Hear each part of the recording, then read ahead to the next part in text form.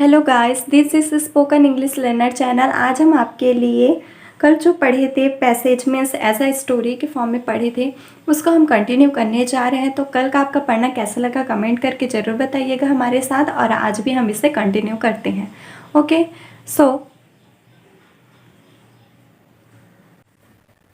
तो बिना लेट किए आज हम स्टार्ट करते हैं। They called their goodbyes. यहाँ पे देखिए, they called their goodbyes means उन्होंने अलविदा कहा।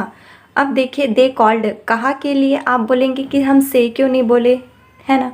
तो से का यूज़ जनरली जब हम करते हैं वो रैंडमली कुछ कहने के लिए करते हैं। मीन्स हम कंफर्म नहीं रहते। से मतलब कहना होता है, ठीक है।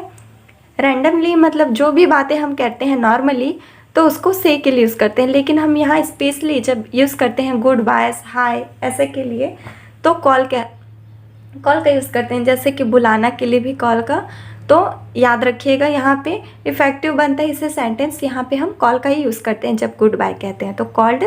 अब यहाँ पे बोलेंगे देयर क्यों लगा, इसका प्रोनाउन लगा दिए, हम नहीं लगाएंगे तो भी चलेगा, ठीक है। दे कॉल्ड गुड बायस भी ठीक है, बट यहाँ पे लिखा है they called their goodbyes means उनका विशेष के साथ उनको गुड बाय किया, ठीक है। फिर and the train pulled out of the stations, और जो ट्रेन था उसने खींचा आउट ऑफ द स्टेशन। देखिए स्टेशन के बाहर, ठीक है। स्टेशन है जहाँ पे गाड़ी रुकती है, लेकिन अब ये गाड़ी तो जा रही है बाहर, तो out of the station train को बाहर खींचा गया। अब क्या है, पुल्ड आउट, ये एज अ फ्रेसेस वर्ब यहाँ पे यूज़ हुआ है, जो कि साथ में लिखते हैं इसको pulled out of the station. अब आप ये आपके माइंड में ये आएगा कि द ट्रेन को खींचा गया, तो यहाँ पे पैसिव फॉर्म क्यों नहीं किए, क्योंकि ट्रेन ने तो खींचा नहीं, ट्रेन को खींचा गया, ठीक है। तो ये कुछ नहीं है, इसके साथ फ्रेसेस वर्ब लगा है, यही है। इसमें डायरेक्ट हम ये समझ सकते हैं कि जो ट्रेन था उसको खींचा गया out of the station, station के बाहर खींचा गया ड्राइवर के द्वारा, है ना, इंजन के थ्रू। सो एज आई, तो इसको कहने के लिए ऐसे ही लिखा जाता है, the train pulled out of the station. ये स्पेशली वर्ड है जिसका यूज़ मेनली ट्रेन के लिए ही किया जा सकता है, ठीक है। फिर as I was totally blind at the time, जैसा कि एस मीन्स जैसा, एस मतलब क्या होता है जैसा, आई वॉज टोटली, टोटली क्या हो गया यहाँ पे एडजेक्टिव यहाँ पे यूज़ हुआ है। टोटली मतलब पूरी तरह से, मैं पूरी तरह से ब्लाइंड था, अंधा था। एट द टाइम, अब देखिए टाइम के साथ एट का यूज़ करते ही करते हैं। ये जो प्रीपोजिशन है यूज़ कहाँ कहाँ करते हैं इसका वीडियो हमने ऑलरेडी बना चुका है। अगर आप नहीं देखे हैं तो आप डिस्क्रिप्शन बॉक्स में जा कर के देख लीजिए, हमने वहाँ पे लिंक दे दिया है, ठीक है। मीन्स टाइम के साथ एट का यूज़ होता ही है। सो मैं उस समय पूरी तरह से अंधा था उस टाइम पर। माई आइज, और जो मेरी आँखें थी, माई आइज सेंसिटिव। अब देखिए माई के साथ आई क्यों लगा है, आइज, क्योंकि हम आई लिखते डायरेक्ट तो एक आँख की बात हो जाती है, ठीक है, इसको आईसी लिखा जाता है। सेंसिटिव, सेंसिटिव मीन्स वो ग्रहण कर सकता था, मेरी आंखें जो भी चीज़ देख सकती थी, only to light and darkness, light को भी देख सकती थी केवल और अंधेरे को देख सकती थी, मेरी आंखें ऐसी थी। I was unable to tell, मैं अनेबल था, असमर्थ था, टू टेल। देखिए यहाँ पे असमर्थ था, एक सेंटेंस कंप्लीट हो गया, बट सेकंड सेंटेंस को कंटिन्यू करने के लिए हमने यहाँ infinitive verb means to plus verb का फर्स्ट फॉर्म यूज़ किया है, ठीक है। तो I was unable to tell, बताने के लिए असमर्थ था कि what the girl looked like, जो गर्ल थी वो कैसे दिखती थी। अब यहाँ पे व्हाट, ये क्या है, relative pronoun. Relative pronoun what का यूज़ हमने क्यों किया है, क्योंकि I was unable to tell यहाँ पे चीज़ के बारे में बता रहा है, उसकी क्वालिटी के बारे में बता रहा है, ठीक है, कि मैं असमर्थ था, तो हमने व्हाट का यूज़ किया।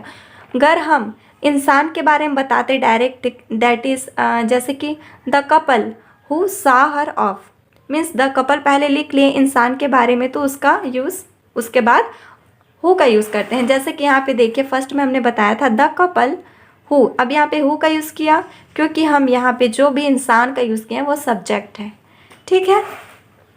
बट यहाँ पे हमने व्हाट का यूज़ किया क्योंकि अभी असमर्थ था, उसके हैबिट के बारे में बता रहे हैं। फिर द गर्ल लुक्ड लाइक, जो लड़की थी वह किसके जैसे दिखती थी, लाइक को लास्ट में किए, लड़की दिखती थी किसके जैसे, ठीक है। बट आई न्यू, लेकिन मैं जानता था, नो का second form, but I knew she वोर, वोर क्या है, वियर, वियर का फर्स्ट फॉर्म, वियर मीन्स क्या होता है, पहनना, तो वोर क्या हो गया, इसका सेकंड फॉर्म वोर, ठीक है।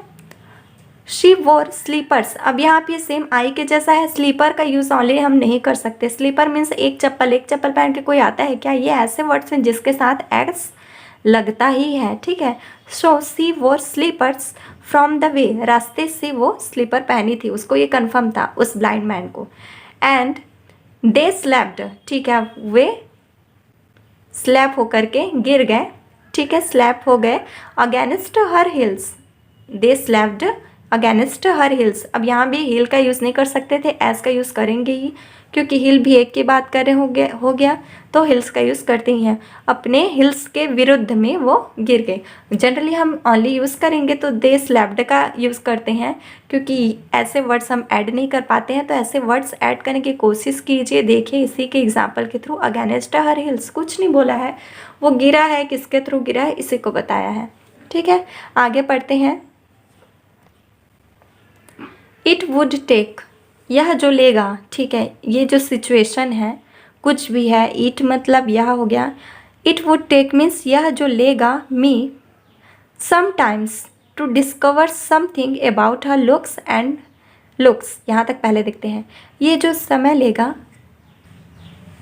इट वुड टेक मी, मुझे समय लेगा यह जानने के लिए कुछ देर, देखिए सम टाइम कुछ देर, टाइम के लिए जब भी कुछ का यूज़ करेंगे तो सम करते हैं, कई लोग फ्यू यूज़ करते हैं, वो गलत होता है, सम का यूज़ होगा, ठीक है।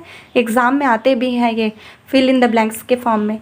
तो सम टाइम टू टेक, यहाँ पे देखिए ऐड कर दिए हैं, so infinitive word to plus verb का फर्स्ट फॉर्म, टू डिस्कवर, ये खोजने के लिए, समथिंग कुछ खोजने के लिए, अबाउट हर लुक्स, उस लड़की के लुक्स के बारे में, ठीक है। एंड परहैप्स, परहैप्स मीन्स होता है शायद, शायद आई नेवर वुड, और शायद मैं उसको जान भी नहीं पाऊँगा, उसके बारे में खोज भी नहीं पाऊँगा, तो उसके बाद आई नेवर के बाद हेल्पिंग वर्ब ही यूज़ कर लेते हैं, बार बार ये नहीं करते कि आई नेवर वुड डिस्कवर, ऐसे वर्ब का यूज़ बार बार नहीं करते, ये इफ़ेक्टिव बनता है इस सेंटेंस, ठीक है।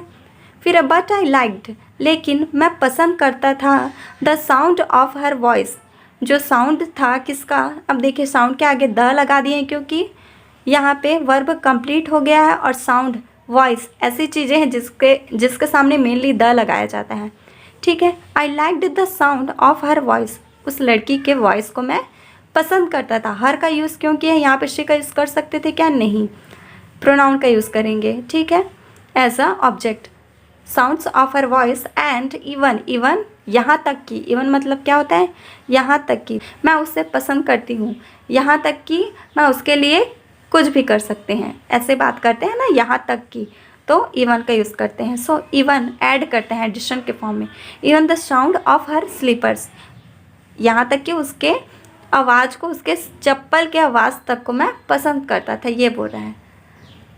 सो ओके गाइस, अगर आपको मेरा पढ़ाना अच्छा लगा हो या फिर थोड़ी सी भी आपको समझ में आया हो या कुछ भी डाउट हो तो आप मुझसे कमेंट करके पूछ सकते हैं। रियली में अगर मेरा आपको पढ़ाना अच्छा लगा हो तो कमेंट करके ज़रूर बताइएगा। एंड ऐसे ही लेटेस्ट वीडियो पाने के लिए आप मेरे चैनल को सब्सक्राइब करना ना भूलें एंड बेल आइकन को ज़रूर दबाइए ताकि आपको सबसे पहले इसका नोटिफिकेशन आप तक जाए। Okay guys, let's see on the next video, till that just keep practising, be safe and just